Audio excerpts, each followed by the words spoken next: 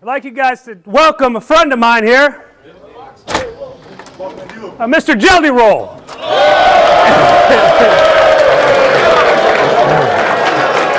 Grab that guitar, let's sing something first. What do you say, but you want to hear Save Me? Yes, sir. Come sing it with me then, big dog.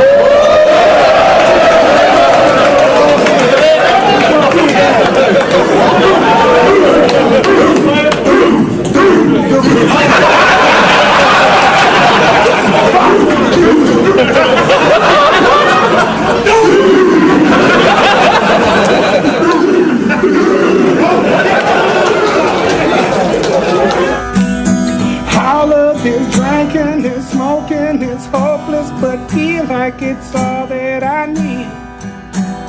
Something inside of me's broken. I hold on to anything that sets me free.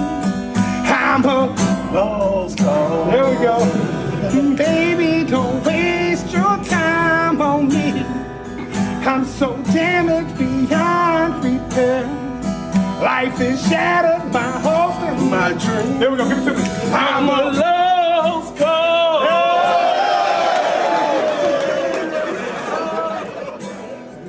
I'm so damaged beyond repair.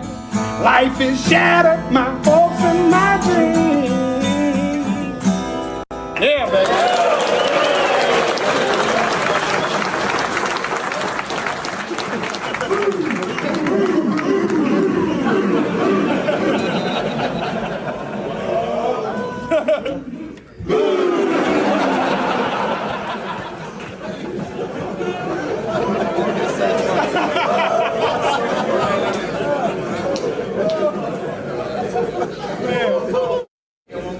Y'all f***ed up.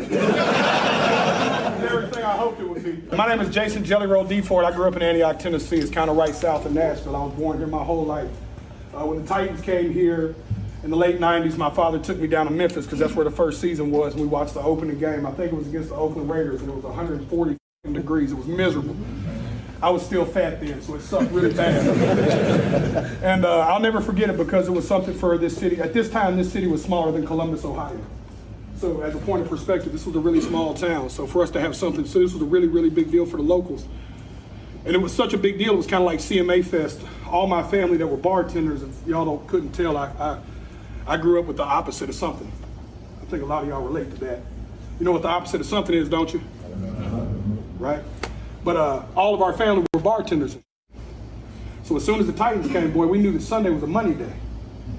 And I want y'all to think about that too when y'all go on that field Sunday, that y'all's impact is bigger than just on the field. It's happening all around this city. That the vibrations of this are touching people everywhere. That your impact in the city is bigger than just the 65,000 people that come to watch y'all every single week. There are people that are counting on this organization to continue to thrive because it's feeding us. It's feeding this town. I've been coming here ever since my father brought me. We had PSLs in the upper 300 sections the first season it came here. I watched the Music City Miracle from the Juvenile right across the street out the cell window. Never forget it. I was cheering and nobody knew why. I had the only cell that could see the Jumbotron. Me and my cellmate, Josh Carter. And we were talking about it then because I remember at the time, he said, "You think you'll ever go to a football game?" I said, "I think they just offered me 40 years. I don't think I'll ever get to see one." God knows I did, though, because later I got to walk in there with my daughter for the first time, just like my father walked in that same stadium with me. And I don't have a bunch of inspiring. I'm not a football guy. I don't know how to scream at y'all and make y'all fired up, but I can tell you that your purpose is so much bigger than on that field. That is just a vessel that God is using to build your platform, and that every little thing you're doing from the front row right here in Will and the OGs of this team all the way to the back and the new coaches is affecting this city. And a lot of people overlook this town because so many people come to this town to get famous that they forget that there's a lot of us that grew up in this town making sure that people could come to this town and get famous. A lot of this town was built off the backs of real hard-working people like myself. Now, luckily, I'm one of the people that turned around for me and it worked out. The short end of my story was I did everything I could to throw it away. I tried as hard as I could. My life completely off. In and out of prison, been shot, stabbed. I could tell you a story that'll make a toilet tissue cry. But I'd rather tell you a story about how I'm finna do a 56 arena tour starting on Friday.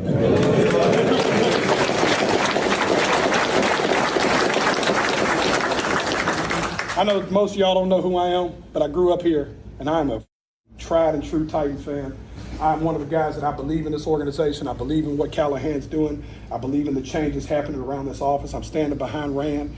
I believe in the faces of this company. And I'm also glad to see guys like Big Jeff Simmons and some of these OGs show the way too. And I'm going to tell y'all something else about how much of a Titan fan I am. Every arena in every city, they give me a football jersey, and I never wear them. I'm not doing it. I'm a Titan guy, tried and true. And I love y'all, man. And I also want to encourage y'all to reach out to the city. That juvenile that's right there next to y'all stadium, we run a program. D-Hop's been trying to come through forever. I would love to host a few of y'all to come and talk to the kids and spread a little love, man. It would mean a lot to the city personally.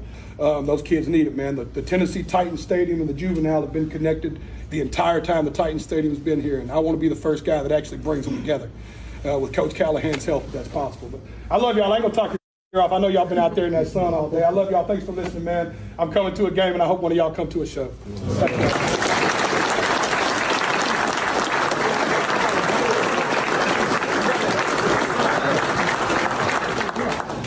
How you doing?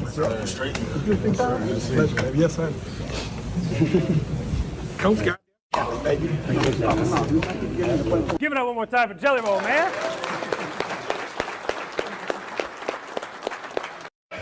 I think that's a beautiful thing. You know, anytime Jelly Roll is able to spread his story and chit-chat with people, they really feel it, you know? Don't you think that is the case? Like the Tennessee Titans players can feel that from Jelly Roll is the most authentic guy ever, it feels like. He even said, I don't want to sit up here and scream and yell and give you all football cliches, but you're making a difference. It was cool. I mean, every time Jelly Roll speaks, I feel like that dude's a star, and he's only getting bigger and bigger. Yeah, I mean, having the perspective of going to jail for 40 years and being like, hey, I'm never going to be able to see one of these games, and then in the end, you know, he's talking in a team meeting. It's pretty awesome.